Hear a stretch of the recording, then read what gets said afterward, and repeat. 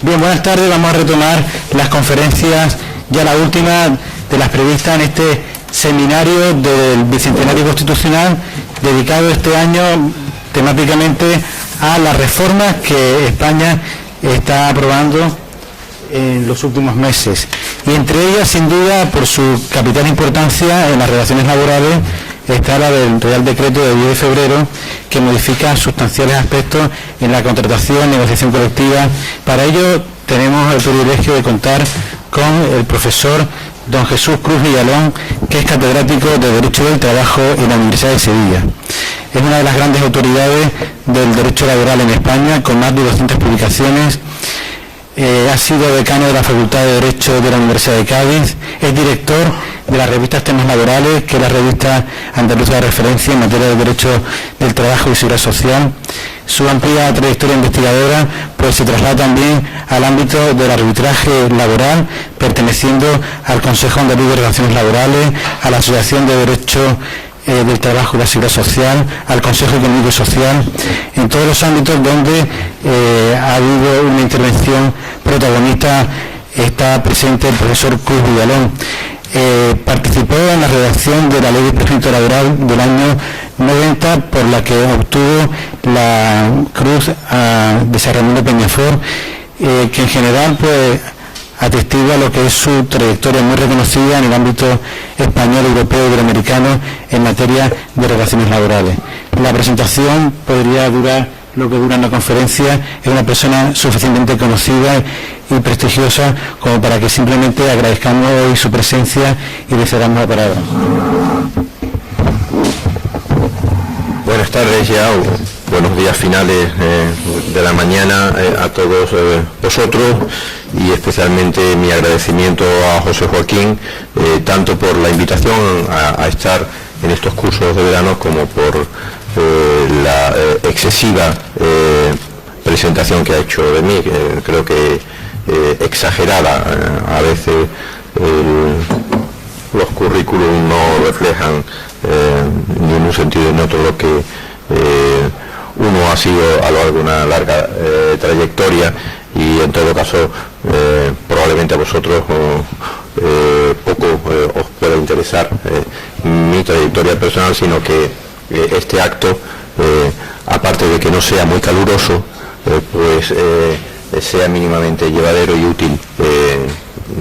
a los efectos de cubrir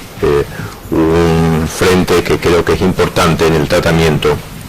de, como ha dicho José Joaquín, las reformas que se están produciendo en nuestro país en los últimos años en el plano legislativo, en concreto en el ámbito laboral y social, e intentar sobre todo engarzarlo con el sistema constitucional, por cuanto que este es el objeto del curso. Yo por lo menos he creído que esta debería ser la orientación de mi conferencia. Entonces, no hablar tanto del contenido concreto de la reforma laboral, que tendría su sentido si este curso fuera sobre materia laboral en sentido estricto del término, sino de hacer el puente de conexión entre lo que puede ser nuestro modelo constitucional y lo que está sucediendo recientemente entre nosotros, sin perjuicio naturalmente de que si al final queréis hacer cualquier tipo de pregunta o abrir debate sobre elementos de esta reforma, pues por mi parte encantado. Y lo primero que hay que decir es que esta reforma no es una reforma ni de la Constitución, ni una reforma que al menos oficialmente pretenda alterar lo que es el modelo constitucional de relaciones laborales, sino que se sitúa en el terreno habitual de lo que, en función de las filosofías políticas de las mayorías parlamentarias existentes en cada momento, considere que debe ser la orientación de intervención del poder público sobre las relaciones laborales en un sentido o en otro. Es decir, precisamente un modelo constitucional democrático se caracteriza por dar un juego significativo a la alternancia política, y la alternancia política supone que según que el voto del electorado se escore a posiciones más conservadoras o más progresistas, el correspondiente gobierno adopte medidas en uno u otro sentido, y que unas y otras quepan en el modelo constitucional. Naturalmente, si este gobierno se reclama más de posiciones liberales o conservadoras, o como quieran ustedes calificarlo, lo lógico y coherente es pensar que la reforma que va a acometer va a hacerlo en ese sentido, sin perjuicio de que es cierto también que el contexto económico en el que nos movemos, el margen de maniobra para este tipo de alternativas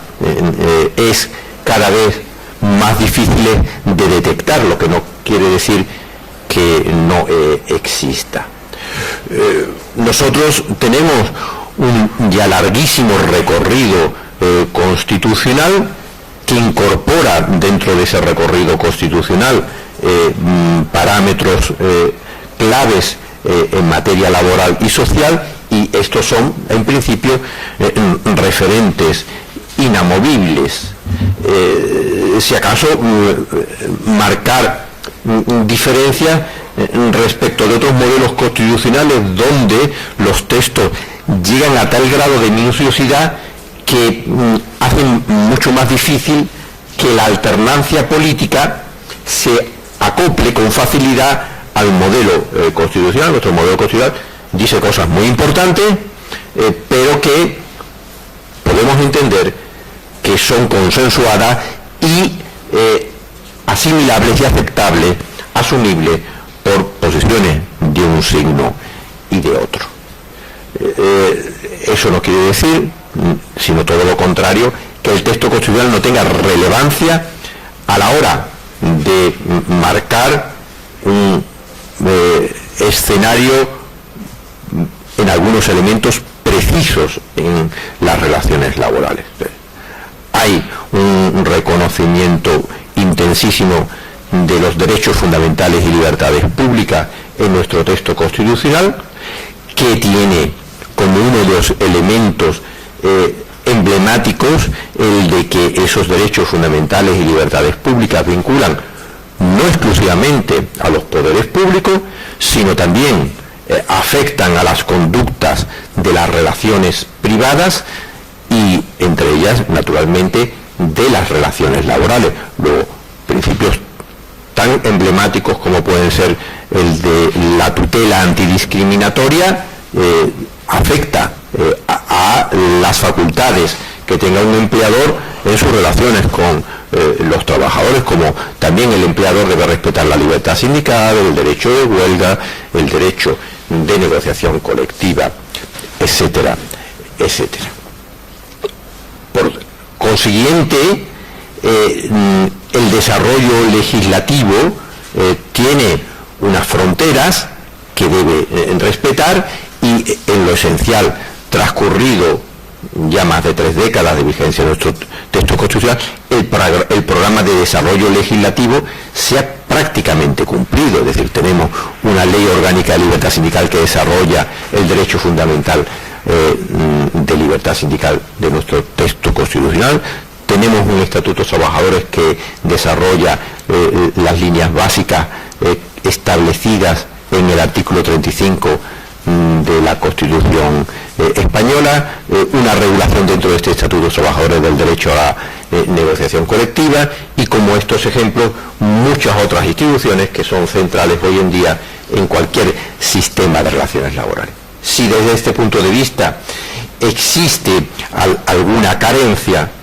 esta se sitúa en la regulación del derecho de huelga. No tenemos una ley de huelga en nuestro país aprobada con posterioridad a la entrada en vigor de la Constitución, cuando la Constitución, a través de su artículo 28, mandata para que una ley orgánica regule el ejercicio del derecho de huelga. Quizás este es el principal agujero negro en el desarrollo de nuestro modelo constitucional en estos momentos, que después se va bandeando por un lado o por otro. Tenemos un juego de reparto competencial entre el Estado y las comunidades autónomas que responde igualmente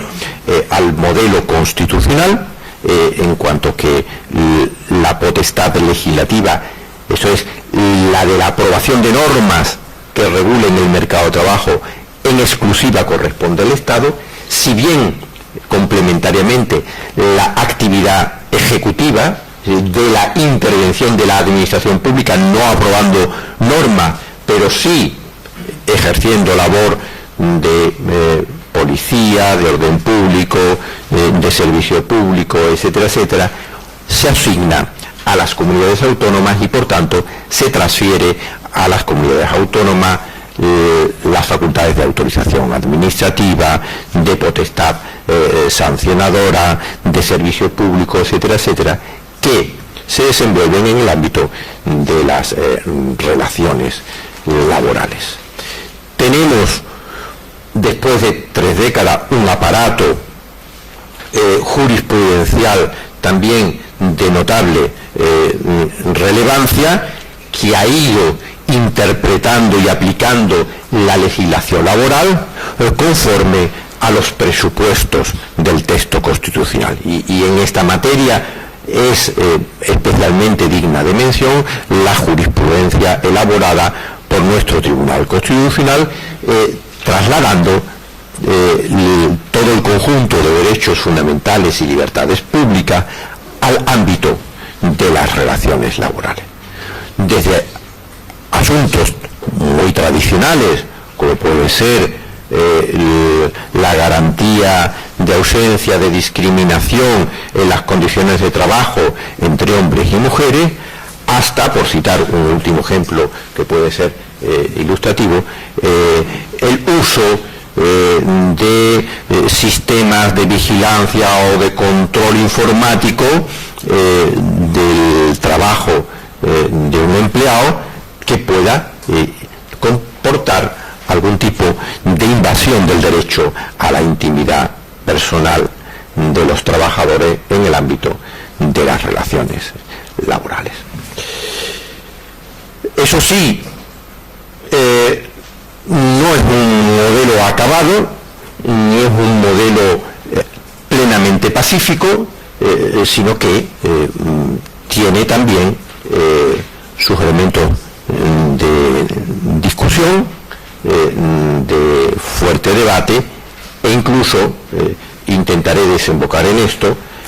La última de las reformas laborales ha sido objeto de una muy importante controversia acerca de su adecuación o no al modelo constitucional establecido en nuestro texto de 1978. No dejan de existir problemas, por cuanto que algunos provienen de una cultura muy asentada entre nosotros en el pasado y que no logra romper determinadas prácticas o determinados vicios tradicionales entre nosotros que no se corresponden exactamente con el modelo constitucional. Y de otra parte, también hay que indicar que ese fuerte asentamiento del modelo constitucional también ha producido o está produciendo un cierto relax en el pulso democrático de las instituciones laborales principales. Se da ya todo por garantizado, se da todo por asegurado y a veces no se es consciente de que determinado tipo de prácticas pueden tener algún tipo de derivas o que, digamos, no todo el mundo actúa con una cultura que sea concorde con ese modelo constitucional. Y por entrar al ámbito de lo concreto, estos elementos últimos que menciono, de vicios, de pérdida del pulso democrático, se pueden advertir en la última de las reformas, y sobre ello quiero, sobre todo, poner el punto de atención. Para preguntarnos hasta qué punto esta reforma, más allá de ser un continuum, un paso más adicional en un proceso ya muy largo, que conduce a la intensificación de las reglas del mercado y por tanto a la toma en consideración muy fuerte de las exigencias de flexibilidad de las empresas, si más allá de esto, que es lo más conocido, se está produciendo un salto cualitativo que suponga una visión distinta de la Constitución y sobre todo lo que la Constitución debe significar en el ámbito de las relaciones laborales. Y esto tanto desde un punto de vista del procedimiento a través del cual se elabora la reforma laboral, como también desde el punto de vista de sus contenidos o de la filosofía general que preside los contenidos de esta reforma. Desde el punto primero de vista del proceso, que es lo que más llama la atención, esta reforma se ha efectuado con la ausencia total de procedimiento de concertación social, que es una de las señas de identidad manifiestamente unánime en todas las reformas precedentes que hemos tenido en materia laboral, que han sido muchas y tan intensas, alguna de ellas como la última de 2012. Entonces, no ha habido una interlocución fluida, ni siquiera a seca, interlocución entre el gobierno y las organizaciones sindicales y empresariales. Una aclaración previa respecto de lo que quiero decir. Un proceso de concertación social no exige necesariamente desembocar en una reforma pactada, acordada entre las partes, porque ese proceso de concertación social puede desarrollarse en un escenario en el que las posiciones de las partes sean distantes y que al final quien tiene la legitimidad para aprobar las leyes son el Parlamento, y el Parlamento a iniciativa de la propuesta que le lee a el gobierno, y por tanto la reforma laboral puede ser unilateral, pero incluso siendo unilateral siempre se ha producido entre nosotros un previo proceso de diálogo, de contraste de información, y marcar posiciones cada una de las organizaciones sindicales y empresariales respecto de lo que hay que acometer y respecto en particular de cuál es la intención reformadora del gobierno. En esta ocasión, el gobierno ha escorado por completo el contacto con las organizaciones sindicales y empresariales.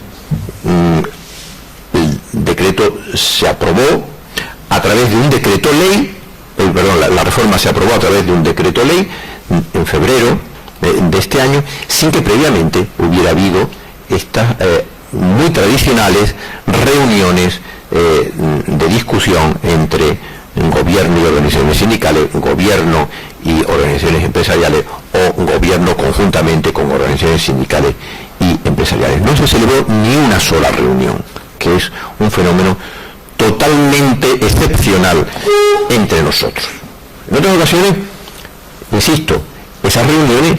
se producían con mucha intensidad y en muchas ocasiones desembocaban en el desacuerdo y al final el gobierno aprobaba la reforma por decisión unilateral, pero había habido ese marcar posiciones, ese saber qué es lo que proponía cada uno, y y por qué lo proponía y por qué se oponía a las contrapropuestas de las partes. Nada de esto ha existido y no es casual. Ni siquiera se puede decir que esto sea una exigencia ineludible derivada de que la reforma se haya aprobado a través de decreto ley, porque también han existido reformas anteriores aprobadas a través de decreto ley y que han tenido esos procesos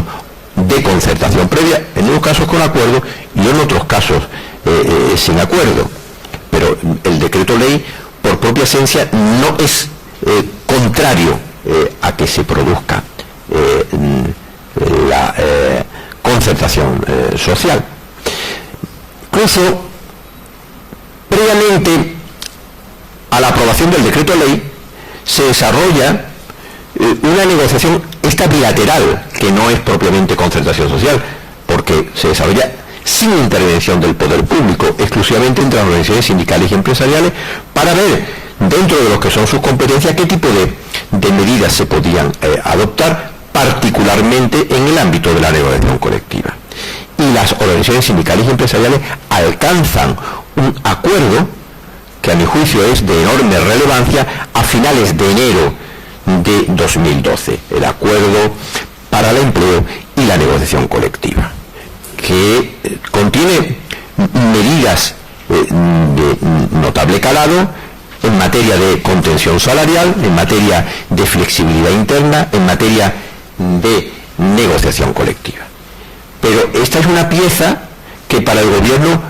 debe funcionar con un carácter totalmente autónomo e independiente y no la toma en consideración como una fase de un proceso de la reforma laboral, con lo que se ahonda en esta nueva orientación de escorar por completo la concertación social.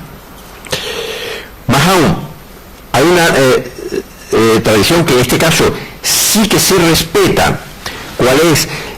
la de que, aunque la reforma se apruebe a través de decreto ley, después viene sucedida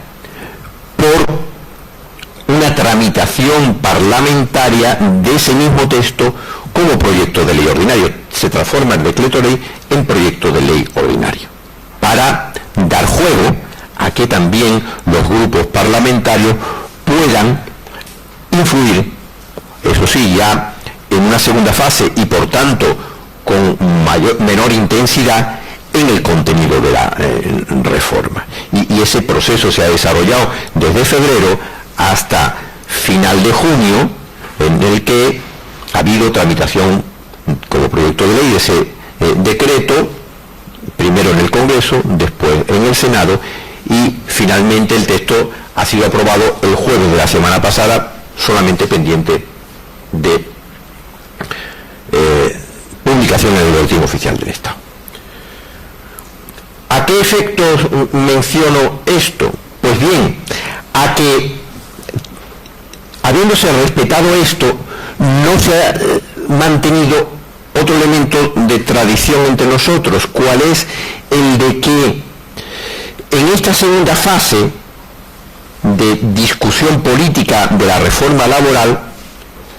la sede no ha sido en el pasado exclusivamente parlamentaria, el protagonismo no ha sido tan solo de los grupos políticos, sino que en paralelo se ha desplegado también una segunda fase de concertación social, y el gobierno ha mantenido, o el grupo parlamentario mayoritario en el Congreso ha mantenido reuniones con las organizaciones sindicales y empresariales a efectos de ver qué posibles enmiendas se podrían presentar con el aval de los interlocutores sociales en esa segunda fase, que reforzara la legitimidad de la reforma. Incluso cuando ha habido desacuerdo en la fase primera de concertación social y se ha aprobado por decreto ley unilateral las reformas laborales precedentes, en esa segunda fase se mantenían los contactos con las organizaciones sindicales y empresariales a ver si, cuando menos, había alguna expectativa de algún tipo de convergencia. Pues bien, en esta ocasión, tampoco el gobierno y tampoco el grupo mayoritario en el Parlamento ha hecho el más mínimo conato de desarrollar procesos de concertación social en esta segunda fase. Ha entendido que esa segunda fase era de protagonismo exclusivo del Parlamento. Y por último, otra pieza importante que suele ser relevante en el engranaje de todos estos procesos de reforma, hay que tener presente que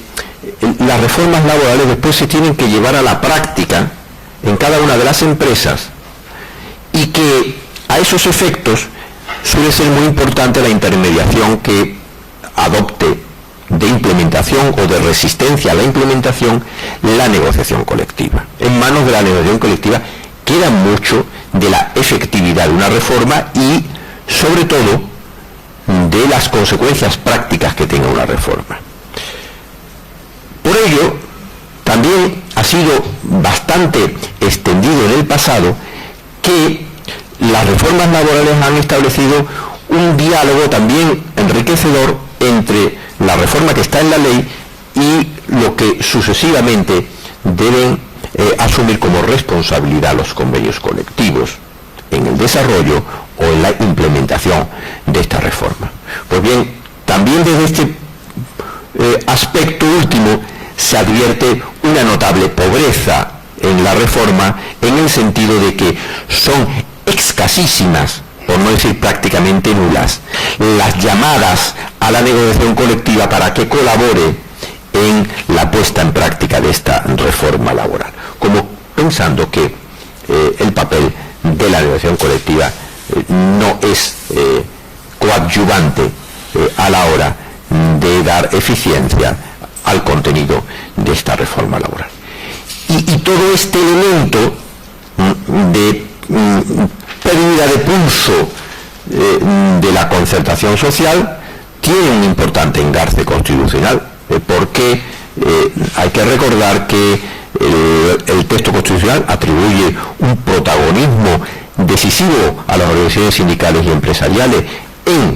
empezando por el artículo 7 de la Constitución, que los menciona inmediatamente a continuación de los partidos políticos, y sin mencionar a ninguna otra organización social, el texto constitucional en ese título preliminar, que no sean los partidos políticos, las organizaciones sindicales y las organizaciones empresariales. Y se ha interpretado de forma pacífica por todo que los procesos de concertación social tienen un importantísimo engarce con el mandato constitucional que se contiene en el artículo 7 de la Constitución. ¿Cuál sería la explicación de esto? De un lado, opciones claramente políticas, pero que tienen impacto sobre el modelo constitucional. De otra parte, la forma de presentación política que se pretende efectuar de esta reforma, y especialmente, a mi juicio, la conexión que tienen estas reformas con la muy importante intervención que en las mismas está asumiendo la Unión Europea. Lo que se denomina la gobernanza de la Unión Europea está también alterando las reglas del juego de los procedimientos de adopción de decisiones políticas en los correspondientes ámbitos nacionales. Lo tenemos cotidianamente en los periódicos, como las instituciones de la Unión Europea marcan pautas y pautas decisivas de intervención sobre las reformas que se pueden hacer, particularmente de las reformas que se están acometiendo en lo que se denominan los países periféricos de la Unión Europea, que son los que están soportando con mucha mayor dificultad los embates de esta crisis económica. Naturalmente, esto no podía ser de otro modo en el escenario que estamos viviendo de una crisis que no tiene parangón con las precedentes, no por intensidad, sino por las claves institucionales en las que se desarrolla. por decirlo en lo concreto, es la primera crisis que vivimos con el euro plenamente instaurado y con una economía intensamente globalizada. Y esto marca una forma de reaccionar completamente distinto frente a la crisis económica y a las técnicas a través de las cuales se interviene en estas reformas. Por decirlo en lo que afecta más a lo laboral. En el pasado, las crisis que había sufrido nuestro país cuando teníamos la peseta se resolvían con un facilísimo expediente, cual era el de la devaluación de la moneda. Esto no se puede hacer por primera vez con este nuevo escenario del euro. Ni tenemos peseta que devaluar, ni el euro se puede devaluar. Pero la crisis económica muestra una importantísima pérdida de competitividad general de la economía europea y singular de las economías de los países periféricos. Y una de las opciones políticas marcadas es hacer frente a esta pérdida de competitividad sin tener el instrumento de la devaluación de la moneda y con la presión sobre la deuda pública, no es otro que actuar sobre los salarios. Entonces, tiene que acometerse, para quienes tienen esta perspectiva de recuperar competitividad sobre la base de un instrumento asimilado a la devaluación de la moneda, de actuar en el ámbito de la reducción salarial. Y eso requiere una reforma legislativa.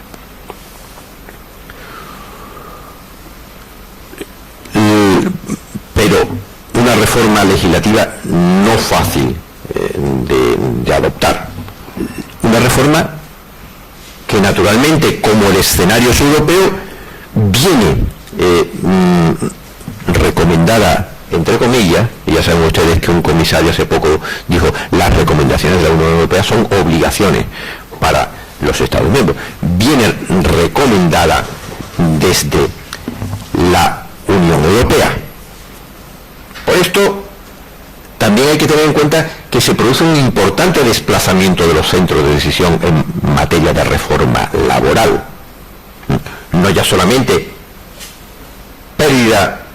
de protagonismo de las organizaciones sindicales y empresariales nacionales, no solamente pérdida de protagonismo del Parlamento porque se aprueba a través de decreto ley, sino también en gran medida pérdida de capacidad de decisión política de los propios gobiernos nacionales, porque quien decide son instancias superiores, y ahí viene la clave de la llamada gobernanza europea. Pero también una gobernanza europea que hay que señalarlo muy singular. ¿En qué sentido? De que cuando uno ve cómo ha funcionado este asunto, advierte que no ha sido a través de los canales institucionales previstos en los tratados, o que esos canales no han sido los decisivos para adoptar las decisiones. Un elemento importante a tener en cuenta: el Tratado de la Unión Europea permite una amplia capacidad de armonización de las legislaciones laborales a través de la aprobación de directivas por parte de la Unión Europea. Pero hay 4 materias que expresamente prohíbe que sean objeto de armonización legislativa. Y una de estas 4 materias es la relativa al salario. No puede aprobar la Comunidad Europea una directiva referida al régimen salarial. Cuando por otra parte la comunidad no quiere actuar sobre el régimen retributivo en la legislación laboral de todos y cada uno de los países, sino solamente sobre los periféricos. Luego no le interesa aprobar una directiva que afecte a salario. Pero sobre todo lo más importante es que se produce un desplazamiento de los centros de decisión. No es la Comisión Europea la que indica lo que hay que hacer, no es el Consejo Europeo, sino que es el Banco Central Europeo. El Banco Central Europeo remite, por ejemplo, durante el verano pasado, una serie de cartas a los gobiernos de determinados países, en las que se les dice qué tienen que hacer y qué tienen que hacer en materia laboral, entre otras cosas. Cartas que en algunos países han trascendido y se han publicado y son conocidas, que es la carta del Banco Central Europeo a Italia, al gobierno italiano, pero otras que no han salido a la luz, como es la que también el Banco Central Europeo manda al gobierno español finales de julio, principios de agosto de 2011, pero que más o menos se sabe por dónde iban los tiros y qué es lo que estaba diciendo esa carta y qué es lo que había que hacer. Y pasado el tiempo, sin conocer la carta, la intuición que uno tiene es que gran parte de lo que se ha hecho con esta reforma responde a las recomendaciones que estaban contenidas en esa carta del Banco Central Europeo. Cuando el Banco Central Europeo no tiene competencia de aprobación de directiva, no tiene competencia de marcar la política social y laboral de la Unión Europea. Y esto es respecto de países no intervenidos, como son Italia y España. Imagínense ustedes lo que ha pasado con las reformas laborales de países que sí están formalmente intervenidos, como son el gobierno griego y el gobierno portugués. Ahí ya lo que se produce es lo que llama los medios de comunicación la visita de la Troika, que es un representante del Banco Central Europeo, un representante del Fondo Monetario Internacional y un representante de la Comisión Europea. Esto les indican qué es lo que tienen que hacer en concreto en la reforma legislativa de cada uno de los países, particularmente en materia laboral. ¿Qué impacto tiene esto? Naturalmente un impacto de que hay pérdida de transparencia en los procesos de adopción de decisiones políticas en materia laboral, y que no son estrictamente las instituciones legitimadas democráticamente para diseñar las correspondientes políticas quienes las elaboran. Y del mismo modo, si se pierde pulso en la concertación social nacional, también se pierde pulso en la concertación europea, porque también había una larga tradición de intervención de las organizaciones sindicales y empresariales. Eso sí, las organizaciones sindicales y empresariales no son un lobby, y por tanto su capacidad de influencia lo son en la medida en que funcionen los canales institucionales, funcionen las propuestas que elabora la Comisión, que informa el Comité Económico y Social Europeo, que interviene el Parlamento, y que las organizaciones sindicales y empresariales se relacionan sucesivamente con la Comisión Europea, con el Comité Económico y Social y con el Parlamento. Cuando las decisiones discurren por otra vía, quien influyen son los lobbies, pero no influyen las organizaciones sindicales y empresariales, que no son una estructura típica de lobby en el sentido americano del término. Entrando en esta reforma, más allá del procedimiento, vayamos al contenido o a la filosofía del contenido. ¿Rompe también o no esta reforma algún tipo de premisa constitucional? Bueno, pues habrá que estar al paso del tiempo para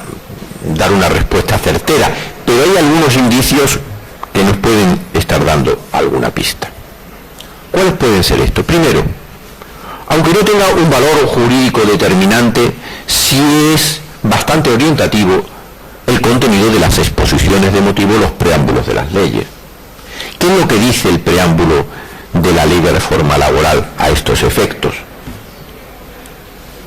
Cuenta, como es habitual, cuál es el diagnóstico que hace el gobierno de la situación, qué tipo de medidas cree que hay que acometer, cuáles acomete, pero sobre todo me detengo en lo que es el objeto hoy de mi intervención. ¿Qué es lo que dice ese preámbulo respecto del modelo constitucional? Pues para mí lo más sorprendente es que prácticamente no se menciona ni un solo mandato constitucional. Y hay intervenciones que están relacionadas con concretas políticas públicas y laborales indicadas por la Constitución. El derecho al trabajo,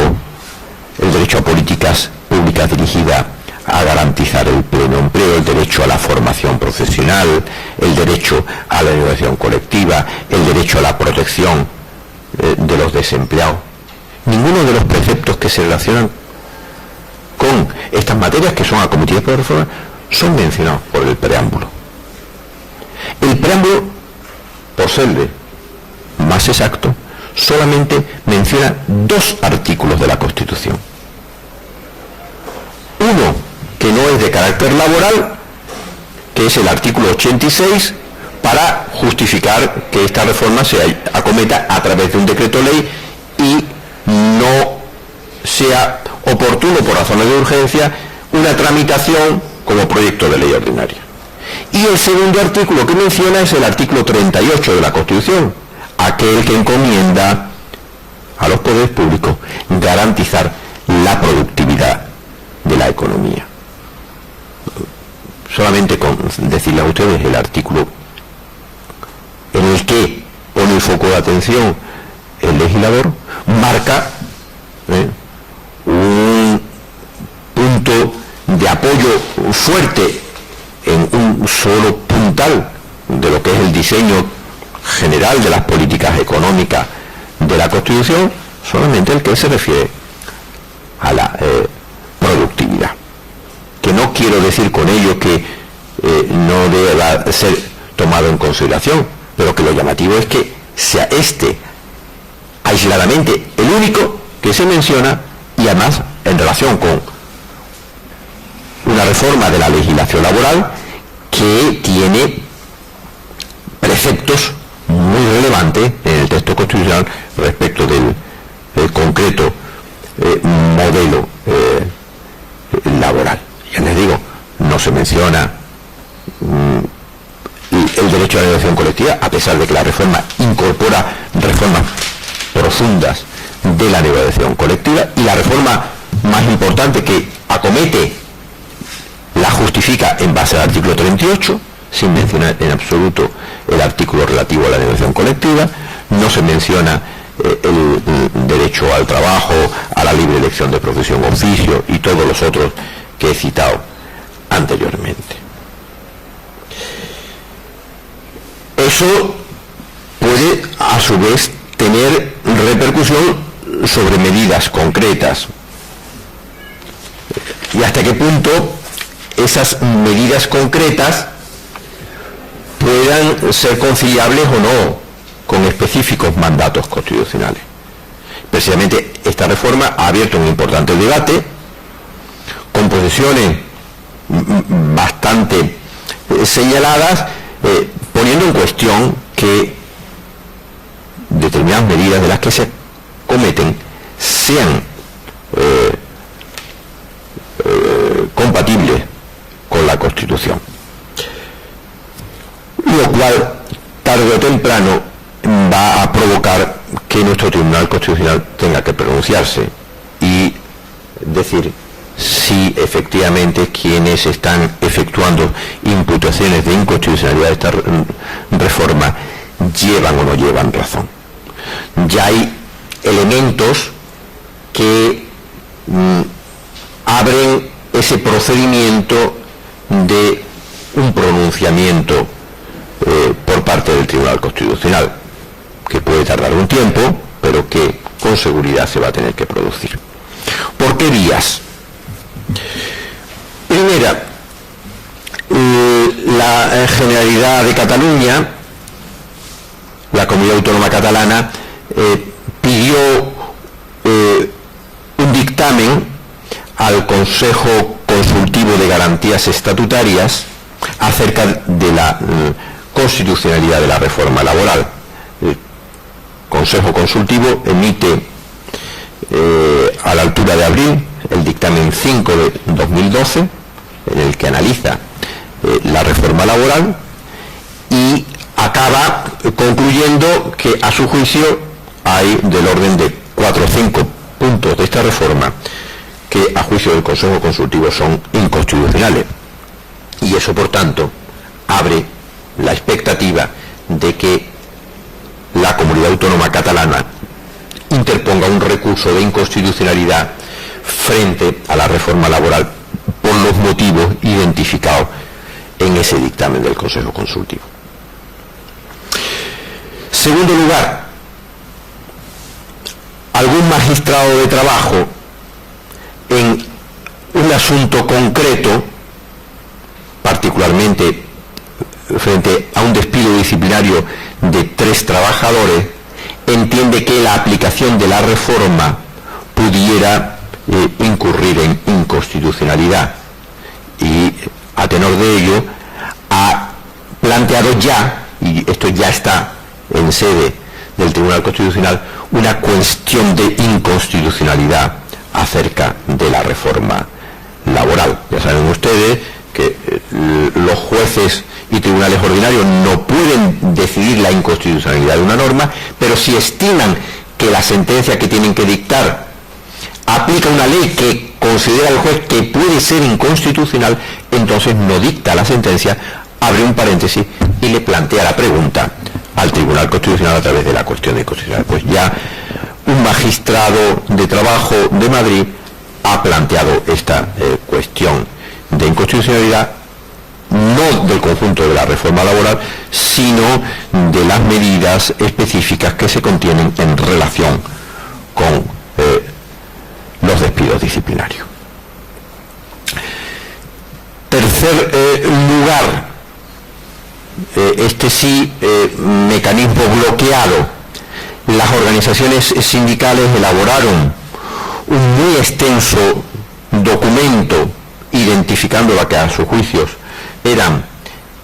posibles inconstitucionalidades de la reforma, y ese documento se lo presentaron al Defensor del Pueblo, porque saben ustedes que en nuestro sistema el Defensor del Pueblo también tiene la facultad de interponer un recurso de inconstitucionalidad. Sin embargo, ese tercer camino ha quedado bloqueado porque el Defensor del Pueblo, mejor dicho, la Defensora del Pueblo en funciones, ha decidido no tramitar esa petición por parte de las organizaciones sindicales del recurso de inconstitucionalidad. La última vía, bastante previsible, es la de que el grupo parlamentario socialista, que teniendo más de 50 diputados,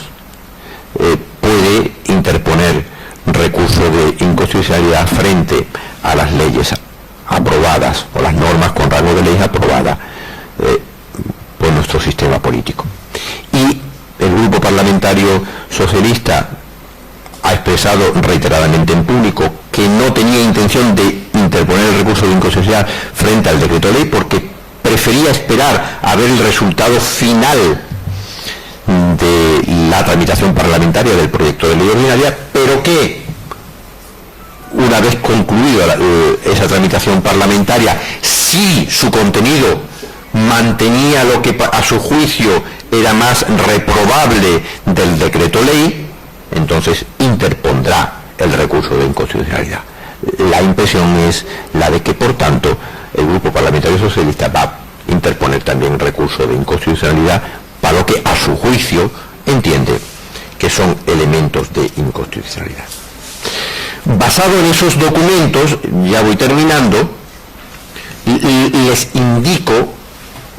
cuáles son los elementos que se han considerado que pueden comportar inconstitucionalidad en esta reforma. Uno de carácter formal, de procedimiento,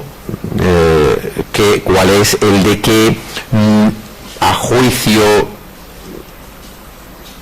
tanto de las organizaciones sindicales como del dictamen del Consejo Consultivo, también de la cuestión de inconstitucionalidad del magistrado, no hay razones de urgencia que justifiquen la aprobación de un decreto ley para adoptar no el conjunto de las medidas de reforma, sino concreto, es decir, el Consejo Consultivo dice tales y tales artículos no requieren de la urgencia como para adoptar un proyecto,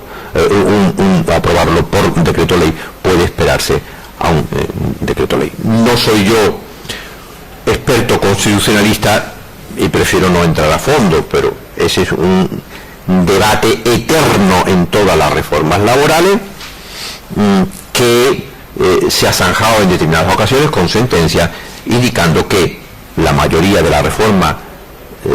estaba justificada la urgencia en base al escenario económico al que respondía, pero que otras concretas medidas no lo estaban. Eso sí, esas declaraciones del Tribunal Constitucional que afectan a los excesos en el uso del instrumento del decreto ley acaban teniendo poca repercusión práctica, porque sucesivamente, como el decreto ley se convierte en proyecto de ley ordinaria, cuando dicta sentencia el Tribunal Constitucional está salvado el vicio porque se ha aprobado un proyecto de ley ordinaria. Puede tener en todo caso impacto sobre situaciones de hecho concretas de aplicación de la reforma en el periodo, en el ínterin, desde la entrada en vigor del decreto ley hasta la entrada en vigor de la ley ordinaria, pero no tiene un impacto fuerte porque caiga todo el sistema en la medida en que después, como digo, se supera el vicio con la aprobación del proyecto de ley ordinario. En cuanto al contenido de la reforma laboral, hay sobre todo dos puntos que son los más comúnmente discutidos y en los que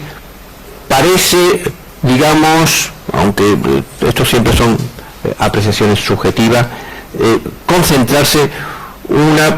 posición más mayoritaria en torno a las dudas de constitucionalidad de la reforma. Estos son: uno, el artículo 82.3 del Estatuto de los Trabajadores, que permite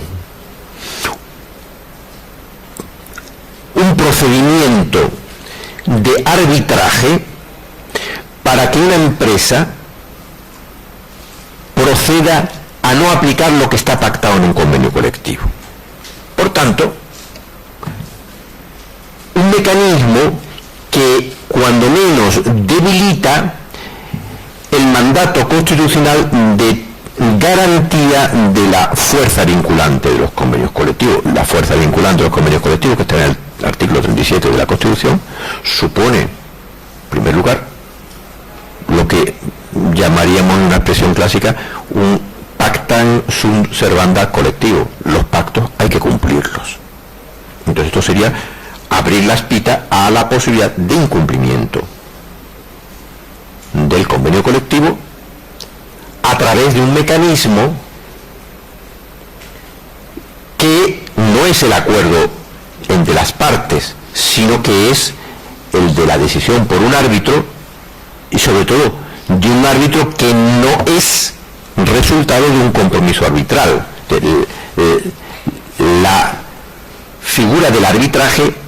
como regla general, implica la voluntariedad y por tanto el árbitro actúa porque las dos partes en conflicto se han puesto de acuerdo en que el arbitraje sea la solución, porque las partes han identificado cuál es la cuestión que debe resolver el árbitro y porque las partes han acordado quién es la persona que con la condición de árbitro dicta el laudo. Aquí no, aquí se trata de un arbitraje obligatorio. Se dice sí, pero quien decide ese arbitraje es un órgano en el que hay participación de las organizaciones sindicales y empresariales, y por ahí se intenta salvar la constitucionalidad de la medida, aunque también hay que indicar que es un órgano de composición tripartita, por tanto no es exclusivamente de integración por parte de las organizaciones sindicales y empresariales. Hay una tercera pata y esta es la administración pública. ¿Cuál es el escenario más previsible? Que las organizaciones sindicales en ese órgano se escoren a decir negro, es decir, a decir lo mismo que han dicho las representaciones de los trabajadores en el ámbito de esa empresa y que las organizaciones empresariales digan blanco y por tanto se inclinen a decir lo mismo que propone la parte empresarial, y si hay esa discrepancia al final decide el tercero protagonista, o es de manera encubierta un arbitraje obligatorio público, porque decide la administración, no deciden las partes, no es una expresión de la autonomía colectiva. Queda en manos de la administración pública decidir si una empresa se descuelga o no se descuelga de las condiciones que se han pactado en convenio colectivo. El Consejo Consultivo catalán entiende que se produce inconstitucionalidad, las organizaciones sindicales en su documento también lo estiman así. Como la cuestión de inconstitucionalidad se centra en el despido, no aborda este tema. El segundo elemento que les he indicado, más relevante, de duda de constitucionalidad, es el que afecta a un nuevo contrato de trabajo que se contempla para las empresas de menos de 50 trabajadores, cuya especialidad principal es la de introducir un periodo de prueba de 1 año de duración. Por tanto, 1 año completo durante el cual el contrato de trabajo se puede extinguir en cualquier momento a decisión del empresario y sin necesidad de que éste alegue la causa justificativa que le determina adoptar la extinción del contrato. ¿Cuál es el engarce constitucional de este asunto? El engarce constitucional es el de que nuestra Constitución en el artículo 35 reconoce el derecho al trabajo y nuestro Tribunal Constitucional de manera reiterada ha dicho que en ese reconocimiento del derecho al trabajo se protege también el derecho a permanecer en el trabajo. Es decir, dirá el Tribunal Constitucional, que tiene que existir un régimen de tutela del trabajador frente al despido, particularmente al despido injustificado, y que eso supone que tiene que existir causa justificativa para despedir. Mientras que durante todo este año de vigencia del periodo de prueba en estos contratos no se exige legalmente causa justificativa para extinguir el contrato. Es cierto que el periodo de prueba es una institución de larguísima tradición entre nosotros y por tanto es una excepción a la regla general de la causalidad del despido.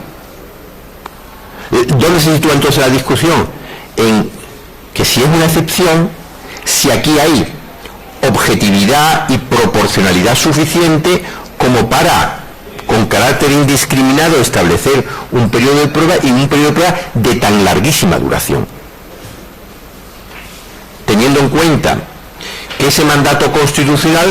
se ve reforzado porque existe un convenio 158 de la OIT sobre terminación del contrato, que también exige la causalidad, y que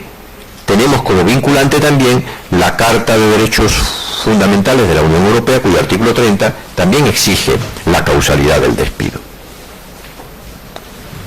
Por tanto, ¿cómo se justifica esta tan larga duración de la excepción a la no causalidad del despido, referida de manera indiferenciada para cualquier tipo de trabajador, cuando lo habitual es, decimos, en función de la cualificación profesional del trabajador, de la mayor o menor dificultad de su trabajo, el empresario requiere de mayor o menor tiempo para comprobar las aptitudes y actitudes del trabajador. Pero la tónica media son periodos mucho más reducidos, de 15 días, de 3 meses, a lo sumo, para trabajadores muy singulares, de periodos más prolongados, pero nunca llegando a 1 año, teniendo en cuenta que el Tribunal Supremo ha dicho en alguna ocasión que periodos de 1 año son desproporcionados para el periodo de prueba, y teniendo en cuenta que un modelo de este tipo ha existido en Francia contrato de nueva ocupación que se eliminó precisamente porque el Tribunal Supremo francés declaró que esa fórmula era contraria al convenio 158 de la OIT. Todos los elementos convergen en una importante discusión acerca de la adecuación constitucional de esta medida. Hay otros muchos elementos que están presentes en esos documentos, pero que como el tiempo se me agota, no me da ocasión de detallárselo a ustedes, pero sí decirles que para algunos hay problemas de afectación en otros contenidos al derecho a la tutela judicial efectiva del 24, a la no discriminación del artículo 14, a la irretroactividad de normas del artículo 9, a la seguridad jurídica también del artículo 9, al reparto competencial entre Estado y comunidades autónomas, porque determinadas competencias ejecutivas las asume el Estado y no la comunidad autónoma. Son temas en los que estamos en un segundo nivel en el que resulta, a mi juicio, mucho más débil la argumentación de inconstitucionalidad de esta reforma, y por eso he preferido centrarme en los dos primeros, que son los que han concentrado el debate durante todo este tiempo. Pues nada más por mi parte, agradecerles mucho la atención y quedar a su disposición si quieren preguntar cualquier cosa.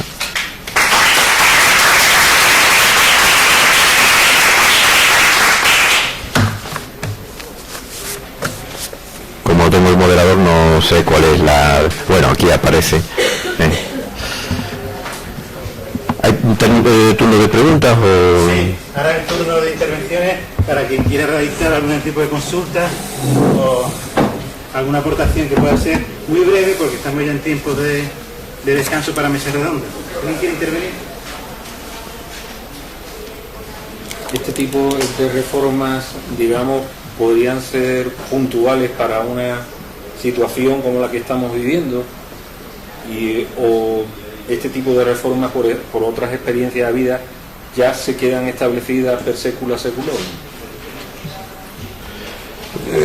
La pregunta es muy oportuna, porque saben ustedes que estamos en una vorágine de medidas conectadas con la situación de crisis económica que estamos viviendo, y particularmente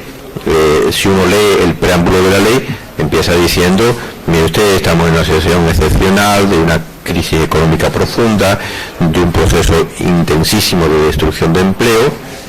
y por tanto hay que adoptar medidas. Pero entre eso primero de esta situación excepcional y lo segundo, hay que adoptar medidas, hay una cosa importante entre medio.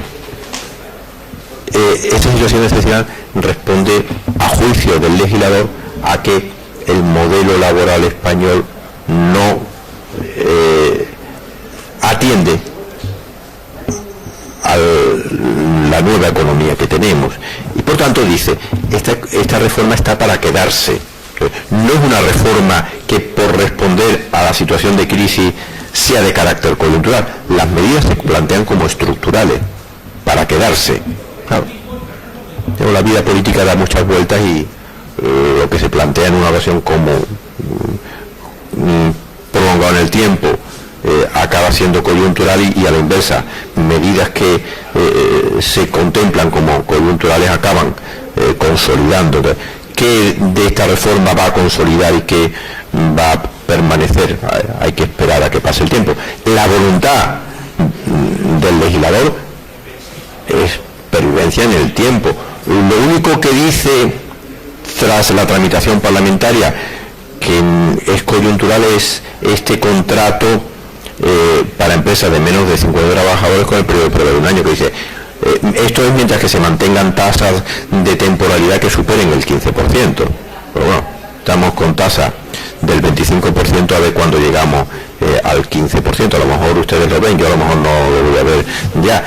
por razones de edad. Y en todo caso, Y cuando llega al 15%, ¿qué va a pasar? O a lo mejor en el camino se queda porque el Tribunal Constitucional dice que esto no vale y es inconstitucional. Pero en el resto, las medidas se plantean como estructurales y por tanto permanentes para quedarse entre nosotros, se dice en algún momento.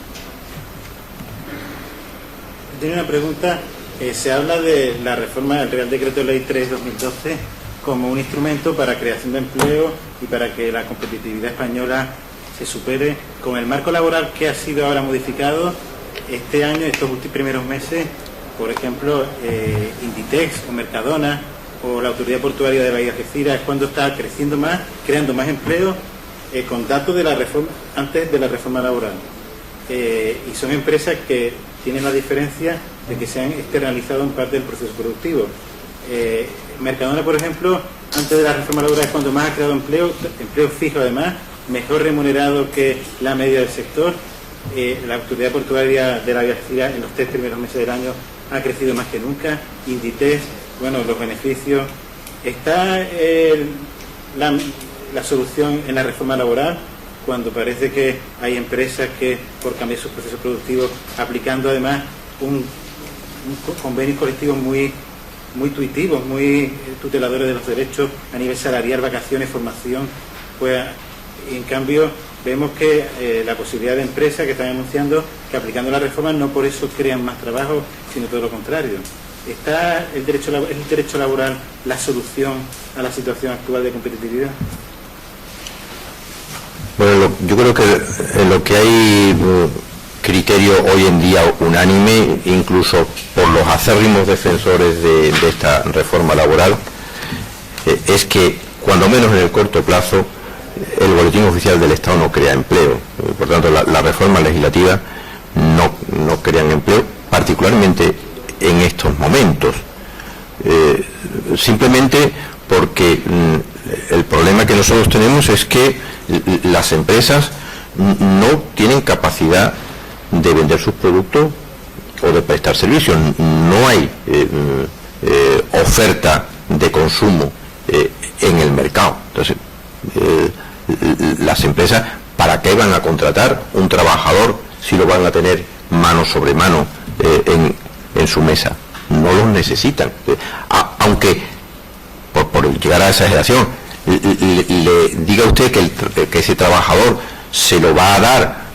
prácticamente a precio de saldo sin tener ni siquiera que pagar el salario mínimo interprofesional,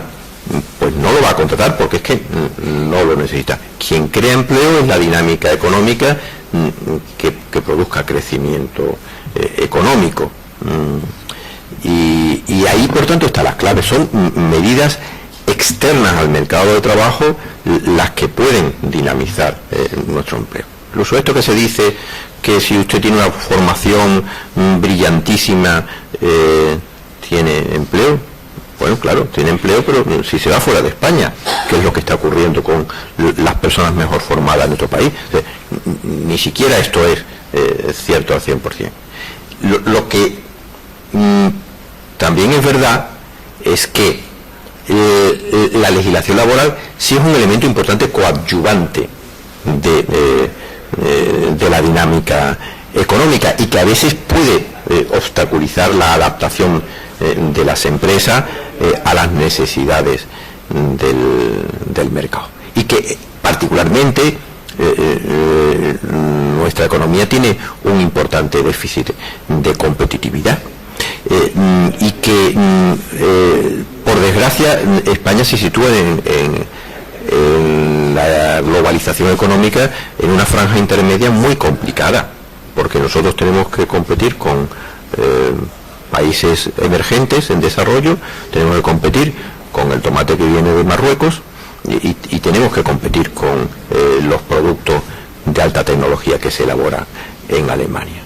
Y con unos tenemos que competir en base a precios, y los precios al final son sueldos, y los salarios tienen que contenerse porque si no, no hay competitividad. Y ahí sí que puede influir la legislación laboral. Pero, hablando en plata sobre esta reforma, es que eso ya estaba en el acuerdo para el empleo y la negociación colectiva, al que me he referido, que se firma y comprometen las partes en enero. Ahí había un compromiso de congelación salarial. Hubiera bastado seguir una dinámica de concertación social que diera efectividad y garantía de que ese compromiso se llevaba a la práctica en los convenios colectivos. Si la reforma hubiera acompañado y hubiera reforzado ese acuerdo, hubiera producido efectos similares a los buscados, y de manera mucho más consensuada, no que aquí se ha entrado con fórmulas que puede que no sean efectivas y además rompiendo el consenso necesario. Muchas gracias. Pues agradecemos la conferencia brillante del profesor Cruz Villalón, y con 5 o 10 minutos no más de descanso, porque vamos con un poco de tiempo apretado, terminamos el seminario con la mesa redonda de la Asociación de Parlamentarios, cuyo presidente y 2 miembros de 3 partidos de la transición, PSOE, UCD e Izquierda Unida, estarán con nosotros para hacer un balance de su experiencia parlamentaria de la situación actual.